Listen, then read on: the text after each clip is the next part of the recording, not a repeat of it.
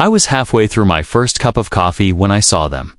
3 people in pressed suits, clipboards in hand, marching up the gravel path like they owned the place. The morning mist was still curling off the lake, the air cool and quiet, but their footsteps shattered it. The tallest one, a man with a jaw like a steel trap, didn't even bother with a greeting. "You can't be here," he said, as if my very existence on my own porch was an offense. I blinked at him, still holding my mug. "Excuse me? This cabin is in violation of HOA regulations. You'll need to vacate immediately." I almost laughed. I'd been here less than a week, and already the peace I'd come for was being ripped apart. I'd moved here for the lake, for the stillness of the water at dawn, for the way the pines whispered in the wind. The cabin was supposed to be my sanctuary, a place where the only interruptions came from the call of a loon or the splash of a fish. Instead, I was being told to leave by people who didn't even live here full-time. I didn't argue. Not yet. I simply nodded, as though I were taking their words under serious consideration, and watched them march back down the path. The gravel crunched under their polished shoes, and I wondered if they'd ever actually walked these woods for pleasure, or if they only came here to enforce rules. That night, I sat by the fire and thought about what they'd said. Cabins not allowed? That was absurd. I'd bought this land outright, cabin included. The paperwork was airtight. But I also knew enough about people like this to understand that arguing too soon only made them dig in deeper. The next morning, my neighbor, a wiry man named Tom, with a weathered face and a kind smile, stopped by. "Heard the HOA came knocking," he said, leaning on the porch railing. "Word travels fast," I replied. "They're ruthless," he warned. "They fine people for having the wrong color curtains. They'll make your life hell if you don't play along." I thanked him for the warning, but inside, I was already forming a plan. I'd dealt with bullies before. Different settings, same tactics. The trick was to let them think they were winning, right up until the moment they realized they'd been playing the wrong game. Over the next few days, the letters started arriving. First, a notice slipped under my door citing multiple violations. Then, a certified envelope threatening daily fines until I complied. I read every word slowly, carefully, and noticed something interesting. Nowhere in their bylaws did it actually say cabins were prohibited. They were relying on intimidation, not fact. I kept my expression neutral, thanked them for their time when they came in person, and closed the door. What they didn't know was that the lake they loved to boast about in their brochures, the one they used for fishing tournaments, summer picnics, and community events, was mine. And so was the only parking lot big enough to hold their gatherings. I decided to let them keep pushing.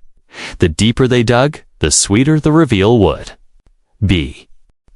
The next week, the harassment began in earnest. It started with letters, thin white envelopes slipped under my door before sunrise. Each one was stamped with the HOA's logo and filled with accusations: improper structure, unauthorized dwelling, violation of community standards. They cited fines that would start accruing daily if I didn't comply. I read them all slowly, sipping my coffee, and stacked them neatly in a drawer. I wasn't going to throw them away. No, these would be part of my evidence. Then came the visits. Twice in 1 week, 2 different board members showed up unannounced, clipboards in hand, walking around my cabin like they were inspecting a crime scene. They took photos of my porch, my woodpile, even the canoe tied up at the dock. One of them, a woman with a sharp voice and sharper eyes, told me, "The lake is for community use only. You'll need to remove your private dock." I almost smiled. If only she knew, by the 3rd week, they'd escalated to public shaming. At the monthly HOA meeting, which I didn't attend, they apparently brought up my case in front of everyone, warning that non-compliance will not be tolerated.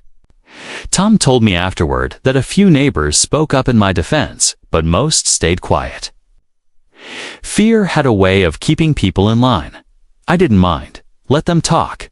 Let them think they were winning. In the meantime, I was busy. I pulled out my property. Records not just for the cabin, but for the surrounding parcels I'd bought years ago. There it was in black and white. The lake, every inch of shoreline, and the gravel lot at the edge of the road that the HOA used for every single event they hosted. Fishing tournaments, summer barbecues, holiday markets, all of it depended on that lot. Without it, they had nowhere for people to park. I also started talking to more neighbors.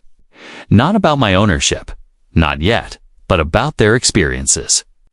The stories poured out. A retired couple fined for having a bird feeder. A young family told to repaint their home because the shade of blue wasn't approved. A man threatened with legal action for building a small shed without permission. I wrote it all down. Dates, amounts, names. My ledger was growing, and so was my leverage. One afternoon, as I was stacking firewood, the HOA president himself showed up. The same steel-jawed man from my first day. He didn't bother with small talk. "You have 30 days to vacate," he said, handing me a thick envelope. "If you don't, we'll pursue legal action." I took the envelope, glanced at it, and set it on the porch railing. "Understood," I said calmly. He frowned, clearly expecting an argument. "You think this is a joke?" "No," I said, meeting his eyes. "I think this is going to be interesting." He left without another word. That night, I sat by the fire, the lake shimmering in the moonlight, and decided it was time to let them dig just a little deeper before I showed my hand. The moment was coming, and when it did, they'd realize they'd been standing on my property the whole time. By the time the third month rolled around, the HOA had shifted from passive-aggressive to outright hostile. It started with a notice taped to my door in bold red letters. Final warning. According to them, I was now in severe violation of community rules and subject to immediate legal action. They claimed my cabin was an unapproved structure. My dock was unauthorized, and my use of the lake was exclusive and therefore prohibited. I read it twice, folded it neatly, and slid it into my growing stack of evidence. That afternoon, I saw them again. The president and 2 board members standing at the edge of my driveway, pointing toward the lake. They didn't notice me watching from the porch. I could hear snippets of their conversation carried on the wind. "We'll cut off his access, block the dock, make it impossible for him to stay." I smiled to myself. They still had no idea. The truth was, their entire operation depended on 2 things: the lake and the parking lot. Every summer event, every fishing tournament, every community gathering, all of it revolved around those 2 spaces. And both of them were mine. I'd bought the lake years ago, along with the surrounding shoreline, when the previous owner decided to sell. The parking lot had been part of a separate deal, a forgotten gravel patch that no one thought was worth much. But I knew better. I'd seen the HOA's event schedules. Without that lot, they had nowhere to put the dozens of cars that showed up for their big fundraiser. Still, I kept quiet. I wanted them to keep pushing, to keep digging their own hole. The next HOA meeting was where the cracks began to show. Tom came by afterward to fill me in. They spent half the meeting talking. "About you," he said. "They're trying to rally the neighborhood against you, but it's not working. People are starting to ask questions." That was exactly what I wanted. The more the board obsessed over me, the more obvious it became that their priorities weren't about the community, they were about control. A few days later, I decided to attend one of their events. It was a summer picnic by the lake, complete with food stalls, music, and a fishing contest. I walked down the path, nodded to a few neighbors, and found a spot near the water. The president spotted me almost immediately. He marched over, his face tight. "This is a community event," he said. "You're not welcome here until your violations are resolved." I looked past him at the crowd. The cars lined up neatly in the gravel lot, the kids splashing in the shallows. Then I met his eyes. "You might want to be careful about telling me where I'm welcome," I said quietly. "You're standing on my property." He froze, confusion flickering across his face. "What are you talking about?" I didn't answer. Not yet. I just smiled, turned, and walked away. That night, I pulled out the deed to the lake and the parking lot, laid it on the table, and stared at it for a long time. The time for patience was almost over. The next move would be mine. And when it landed, the HOA wouldn't just lose their fight with me. They'd lose everything they thought they controlled. The day of the showdown came faster than I expected. It started with a letter slipped under my door, an urgent notice calling for a mandatory HOA meeting to address ongoing violations and community concerns. The language was sharp, almost theatrical, and I knew exactly what it meant. They were going to try to make an example out of me. Perfect. I arrived at the community hall early. The place was already buzzing, neighbors filling the folding chairs, murmuring in low voices. Some glanced at me with curiosity, others with quiet support. At the front, the HOA board sat like a tribunal, papers stacked in neat piles, faces set in stone. The president's jaw, clenched as always, opened the meeting with a speech about protecting the integrity of the neighborhood and removing disruptive influences. He didn't say my name, but every eye in the room turned toward me.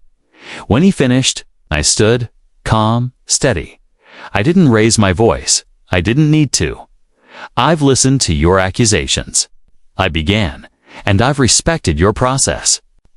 But I think it's time everyone here knows the full truth." I reached into my bag and pulled out a thick folder. From it, I laid out the deeds, one for my cabin and the land it sat on, another for the lake, and another for the gravel parking lot at the edge of the road. "These," I said, tapping the papers, "are proof that not only do I own my home, but I also own the lake you use for events, the only parking lot you have access to. Which means, technically, every time you've held a gathering, every time you've parked a car, every time you've hosted a fishing tournament, you've been using my property." The room went silent. You could hear the hum of the fluorescent lights overhead. I let the weight of it sink in before continuing. "Now, I've been patient. I've let you send your letters, make your threats, and try to shame me in front of my neighbors. But that ends today. If this harassment continues, I will revoke your access to both the lake and the parking lot. And without those, your events, your fundraisers, your entire operation is over." A murmur rippled through the crowd. Then, from the back, someone started clapping. Another joined in. Within seconds, the room erupted in applause. The president's face flushed red. He glanced at the other board members, but they looked away. The power they'd wielded for so long had just evaporated in front of everyone. I gathered my papers, slid them back into the folder, and gave a small nod to the crowd. "I suggest we find a way to coexist peacefully. Otherwise, I'll be forced to make some changes you won't like." And with that, I walked out, leaving the sound of cheers and the stunned silence of the board behind me. That night, back at my cabin, I sat on the porch and watched the moonlight ripple across the lake. For the first time since I'd moved here, the air felt truly still. The trap had been sprung, and the HOA knew it. The morning after the meeting, the neighborhood felt different. The air was lighter, conversations warmer. People waved when they passed, not out of obligation, but because they wanted to. The tension that had hung over this place for years had cracked, and through those cracks, sunlight was finally pouring in. I sat on my porch with a mug of coffee, watching the mist lift off the lake. For the first time since I'd moved here, I felt the peace I'd been searching for. But I also knew this wasn't the end, not yet. The HOA might have been humiliated, but people like that didn't just disappear quietly. they'd try to regroup, to claw back whatever scraps of control they could. That's why I wasn't going to just win this fight. I was going to end it. Over. The next week, I started meeting with neighbors, not in secret, but openly, in broad daylight. We'd sit on porches, walk the trails, or gather by the lake. I listened to their stories, their frustrations, their hopes for what this community could be without the constant shadow of the HOA. It was clear, people didn't just want the board gone. They wanted something better in its place, so we built it. We drafted a new charter, short, simple, and fair. No arbitrary fines, no invasive inspections. The council's only job would be to maintain shared spaces and organize events. Nothing more. Every decision would be voted on by the community, and every member would serve a limited term. When we presented it at the next gathering, the response was overwhelming. People were tired of being ruled. They wanted to be represented. The old board didn't even show up. Word was, the president had resigned quietly, and the remaining members had scattered.